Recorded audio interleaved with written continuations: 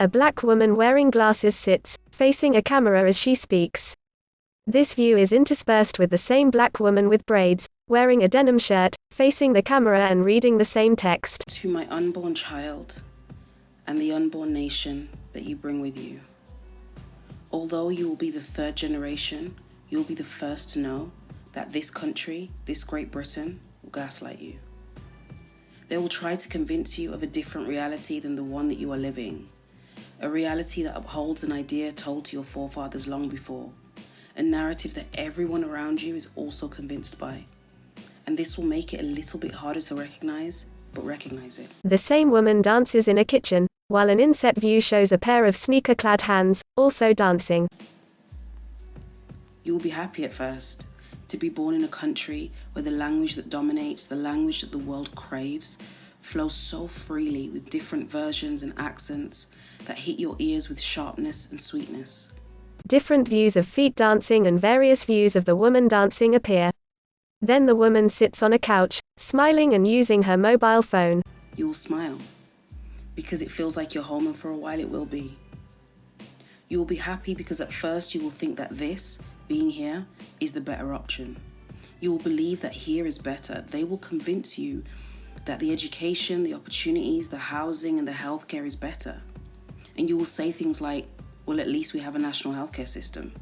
Inset views look out a window as it's opened, and two women dance together. Whilst also being 4 times more likely to die at the hands of that very system. And no matter how much national insurance you pay, I am sorry, my dear, to tell you that your doctors and nurses will neglect your needs and minimize your pain. The woman sits fully clothed in a bathtub, soaked with water and rolling her head forward and back. An inset view shows her practicing boxing. But then you will learn.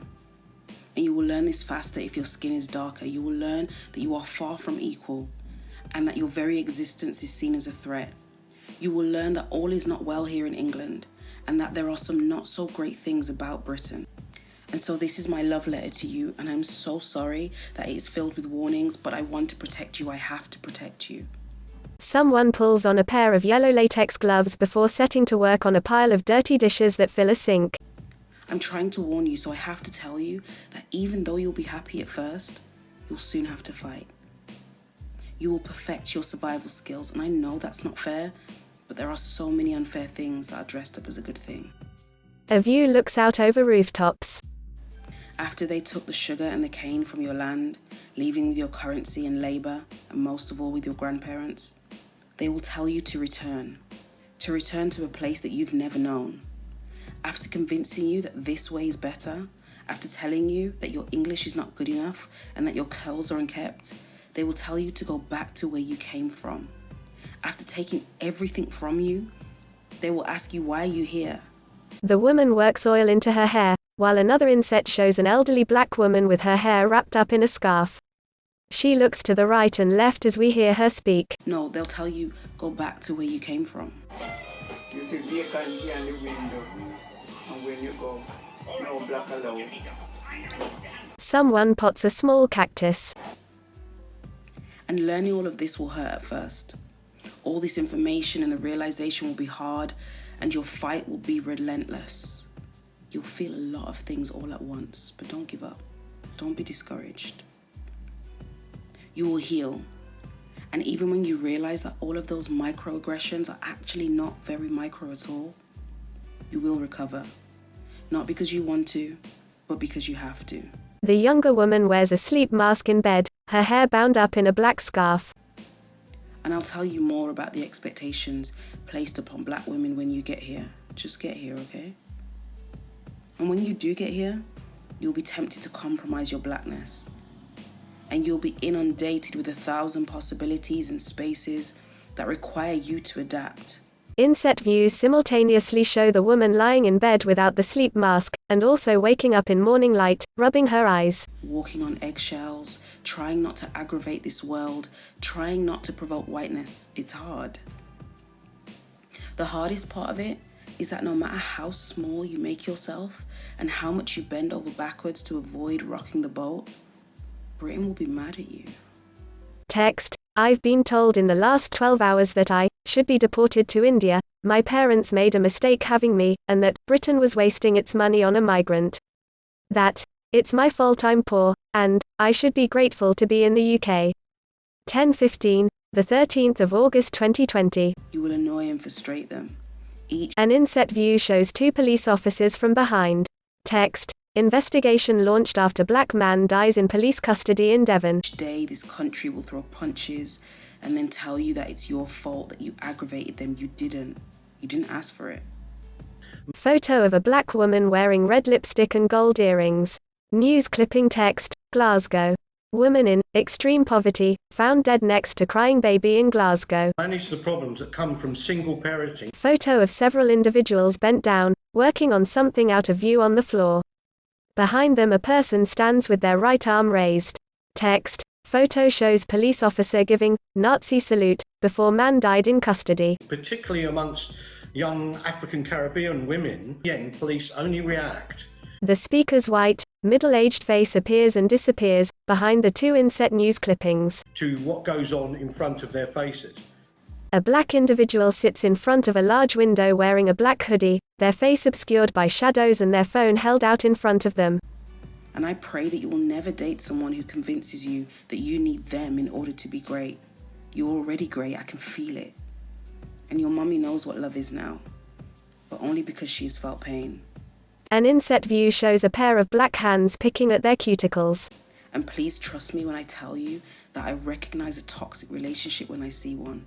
So please, baby, pay very close attention to the signs. A string of St. George's cross flags wave in the wind. There will be so many red flags, and your colleagues and peers will tell you that these red flags are just pink ones. And even when you see that St. George's flag flying proudly outside of your neighbor's window, you will realize that even the nation's flag is a red flag. The elderly woman sits on a red leather sofa. I will go to the sink and you wash your hands, and then come and look on your hand and go under your hand. You voted and we heard you. Means say, Your favorite dance wash style your is hand, now your live. hand dirty, because it don't look like theirs. You wouldn't expect my hand or any part of me to look like yours, because you are white, I'm black, and I'm proud of it. And I said, let me and you go in the sunshine and give us 5 minutes and see who's going to change. A black woman wears a hoodie and sits next to a potted plant.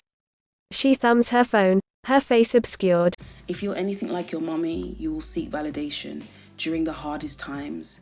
An inset view shows the face of the phone. The younger woman is making a video call. Another black woman with red hair, makeup and gold earrings answers. And you will reach out to others that look like you, other little children with the same curl pattern.